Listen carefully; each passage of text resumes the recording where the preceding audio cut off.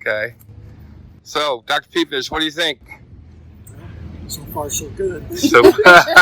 How long were you a professor here at MSU? I think 37 years, if I have my numbers right. What year would you have started that? Let's see. I started I graduated from college, not here.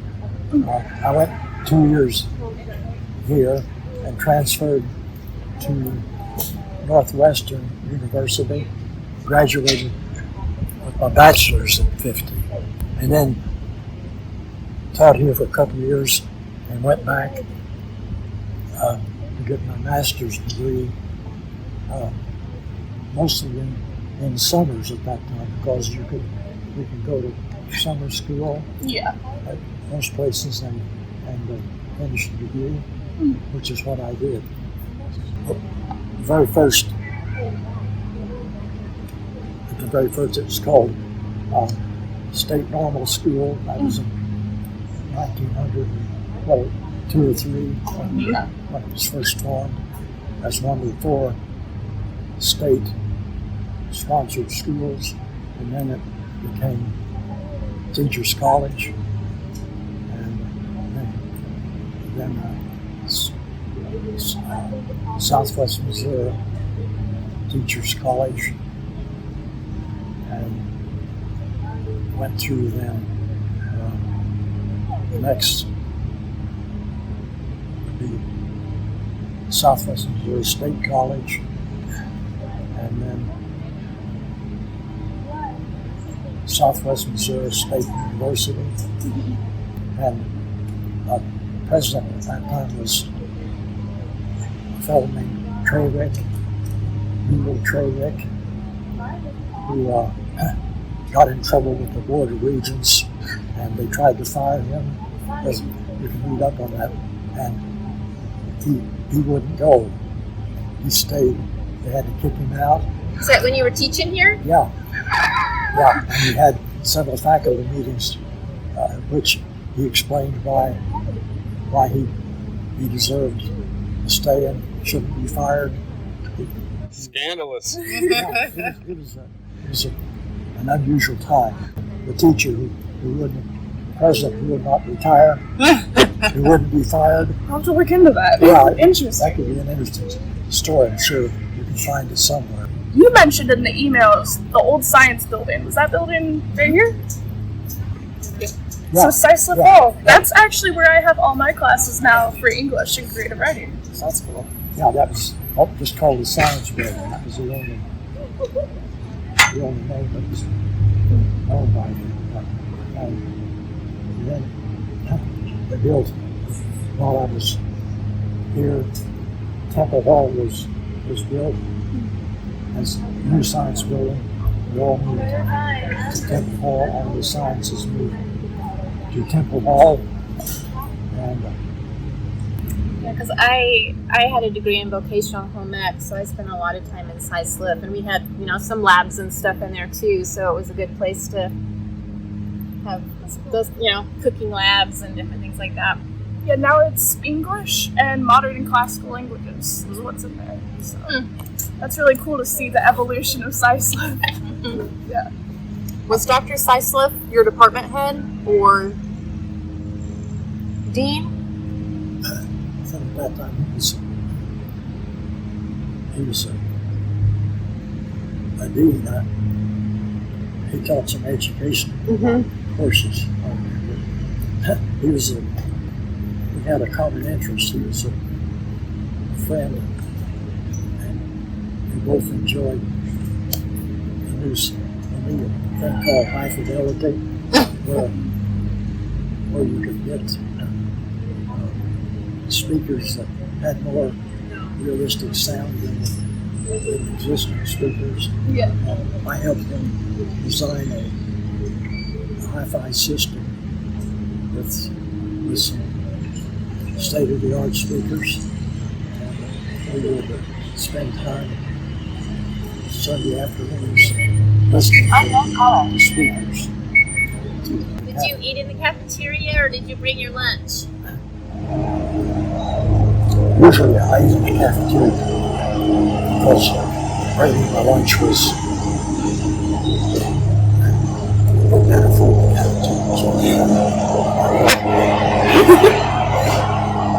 You were close by when you were over here. Yeah, it's right next That's door. very convenient. Yep. So, like you said, you stayed here for 37 years while you were getting your degrees. What was it about MSU that made you want to stay here? Well, I think I told Jason and Teresa probably that could be called inertia. Moving was making a move required thinking outside the box. I was happy with my colleagues and satisfied with my salary. In fact, I taught a couple years in the public school system before I applied to and was accepted as a teacher at what that time was SNS, and I was hired by President Ellis. Have you heard of Roy Ellis, president? He was president at that time. I think maybe only the third president that the school had. One of the early ones. At that time, the president was in charge of most everything, hiring and firing of faculty and everything else. Yeah. So I recall when I applied and he hired, sitting in his office, he asked about my credentials. I think he had maybe my something that he knew about me from already, but he said that he would hire me, and I'd have a nice increase in salary from something like I was at that time with the public school system, and I was making about $3,500 a year, and he said he can offer you $4,500 a year, $1,000 increment, and that sounded really good. That'll do it. Didn't hesitate at all to accept being hired. That reminds me of something that salary-wise people may not recognize. When I started first grade in a country school near where I lived, the teacher's salary for our school, all the county schools, was about $85 a month. $85 a month. That was a good wage at that time. 1930s, early 30s. Early 30s. Yeah, mid 30s. Started to point out that at that time, teachers of these country schools earned their money because they had charge of janitor work in the school. They had to do all the sweeping up after classes. And what was even more drastic is that in the winter, the teacher had to arrive an hour or two early before classes began. I think at 8 o'clock. They had to get there by 6 or 7 o'clock. Build a fire in the big stove. They had a big coal stove in the center of one room only. Build a fire in the stove, and have the room warm when the students got there. And then at after school was out, they would do what they called bank the fire, put a new layer of coal or ashes over the old ones, and try to keep something going at a low level, so the next morning it would not be so hard to get the fire back up to full force again. We had a coal house behind the school, which was supplied by a couple times a month, maybe a couple times in a season, by a company that would bring a truckload of coal over and dump it in the coal house. And the 8th grade boys had the responsibility every day to go to the coal house, fill up a couple coal buckets with coal, bring it in, and put it by the stove for the teacher to build a fire next morning. And so we had to furnish our own heating system and supply the fuel for it with coal. I never realized that it was that dual of a role for teachers. Mm-hmm. And when you started, you said it was still Teachers College, right? Here? Was that still the name of it? Yeah. So were most of the students female, or was it a mix? It was a mix, but I think the girls were more plentiful than boys. More girls were going to be teachers than boys at that time. So you mentioned in the email the story about a fire happening during a lecture and the class applauding. Do you have any other stories like that, or want to expand on that story that you think represent your time at MSU well? I don't think that should be considered the highlight of my teaching, but in physics, which I taught at that time, only physics, I was a great believer in showing physics in action, not just talking about it. So I almost always had some sort of a demonstration, something that would work to show a physical principle.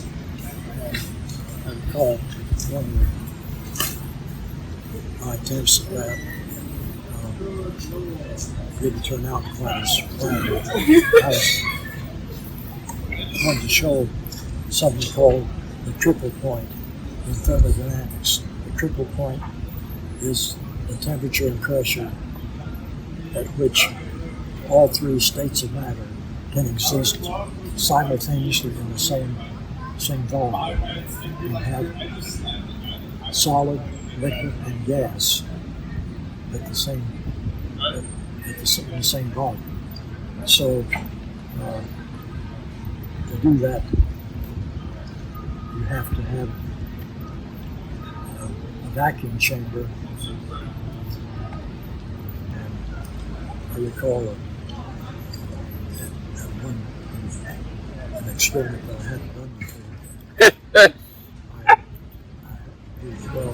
When I heated and put the Bunsen burner plate on the side, the steel wool started sparking and caught fire. I didn't expect that. You don't expect metal to burn with a Bunsen burner. But it's caught fire, and I saw that it was not going to fade out immediately. I don't think at that time we had a fire extinguisher in the room that I was in. So I saw the steel wool had caught fire. So I simply said that everybody stand back with me. I have a little problem here. What happened is, as the fire steel would just 10-15 seconds, caught fire and heated up the tube with the water, and the tube exploded like a shotgun. It exploded with a bang, and that was the end of that experiment. But I wasn't aware that steel wool can burn and catch fire. Yeah. That was not in my knowledge of chemistry.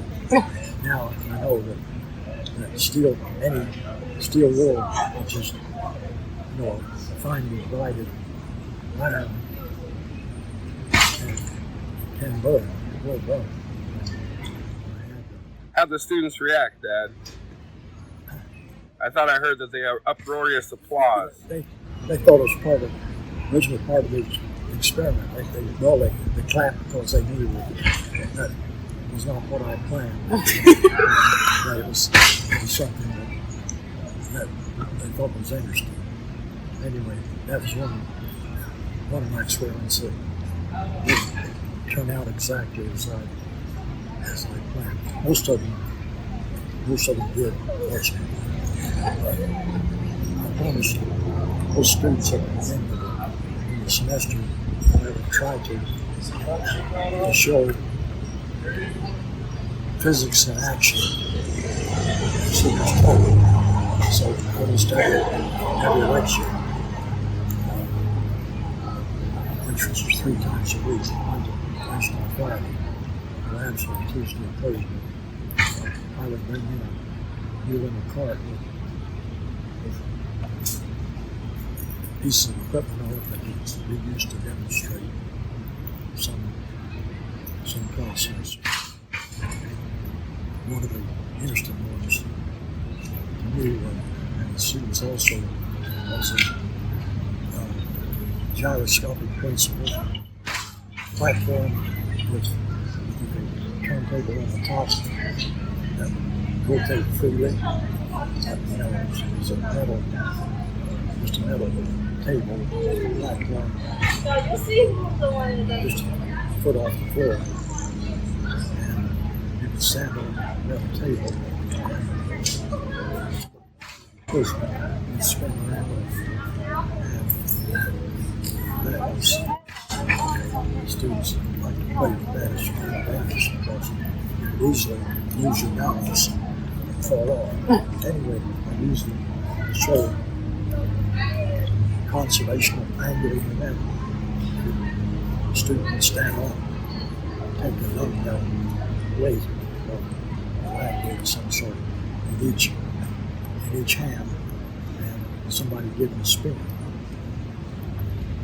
They could, while they're spinning, if they extend their arms, once I can slow down. If they bring their arms together, they speed up. This is how ice skaters use that all the time to spin. They will kick off and start spinning with their arms held out, bring the arms robotic, speed up without any external force. It's a conservation principle that will all give them respect that you speed up when you bring the arms in.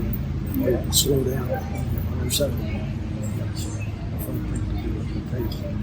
We have a lot of people who fell off that table. They hurt themselves. That's kind of expected. It's hard to keep your balance standing on the platform just a foot wide and spinning. Get busy. Interesting. Didn't you have at least one former student that contacted you that worked at NASA? Yes. In the late 40s, early 50s, one of the biggest places, best places our graduating students could apply for and get accepted was NASA, Space Agency.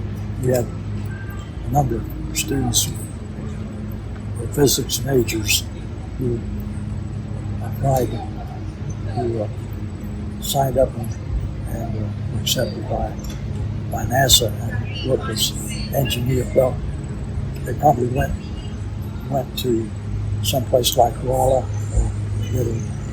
get an engineering degree, not directly from physics, and then would work for the space agency. Several of them came back near the end of their career at NASA, visit the college, and some of them were kind enough to stop by and look me up and tell me that I was instrumental in their science, in their being hired by NASA, and that was always you always appreciate it as a teacher when you see that students valued their time and respected you for helping them in their career. That's the best part of the teacher, to see your students succeed in what they want to do. That's awesome. I'm glad that they managed to come back around and reach out to you about the MSU community and our legacy here. What do you think impacted you? And this is almost a question for all of you, because you've all experienced MSU in different ways, and through your family and everything. What was it about the MSU community that you noticed the most here out of all the different universities you were at, both as a student and a professor, that really stood out to you, that made you enjoy your time here? If there's anything you can think of. Well, I think most of the teachers I had here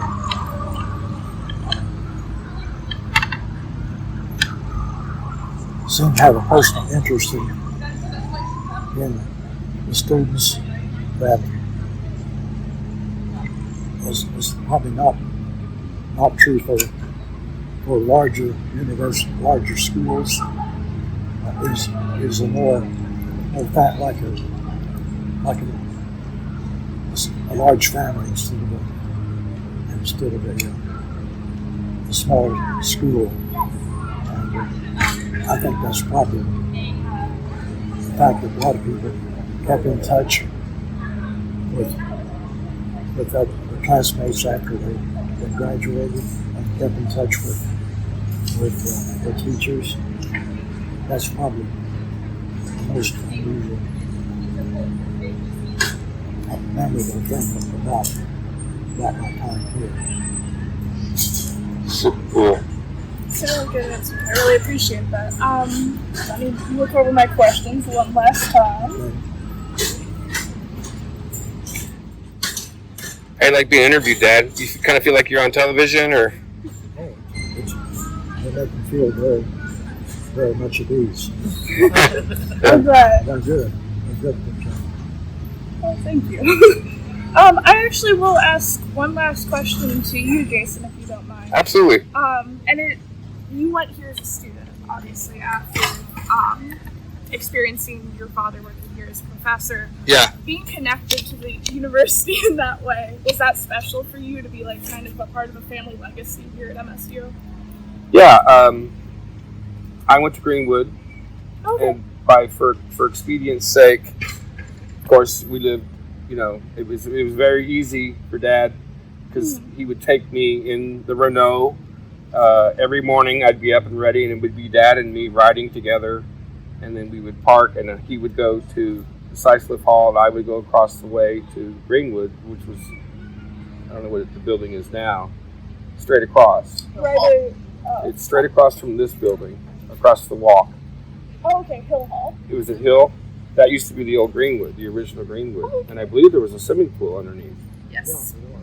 And so that's how I experienced kindergarten and up through third grade until they moved over to the new building.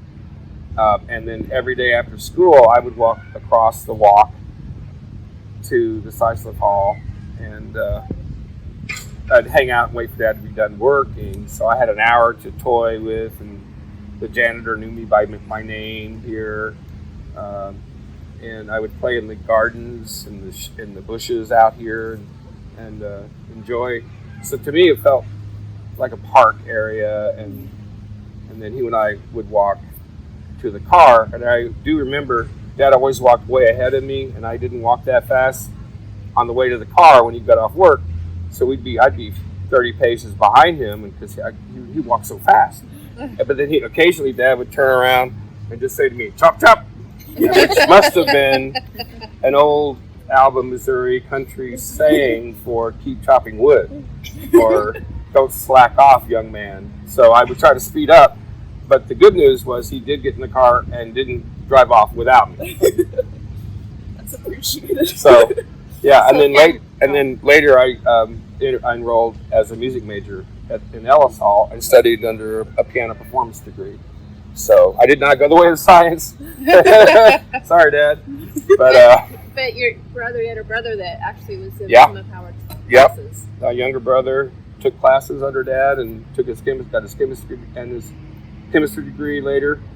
But we talked about it, but Dad did not favor his son. He made his own offspring perform, improve himself, right, Dad? Yeah, you don't just give him an automatic A, correct? Yeah. I still remember where his office is too, over here in Sisliff, third floor, far right, just left of the center staircase. Yeah, third floor. Overlooking the closet. Well, that's awesome. I'm glad that you all thought to come back and that you still feel connected to MSU and that you reached out to the Standard. I very much appreciate that. I'm always happy whenever somebody thinks of us and thinks they have a story that they're passionate about. That is all the questions that I have. So if we want to try to get a photo wherever you guys feel is best, I'd love to get a photo of you individually and one of you guys together. Is that Do it. okay? I have my camera here.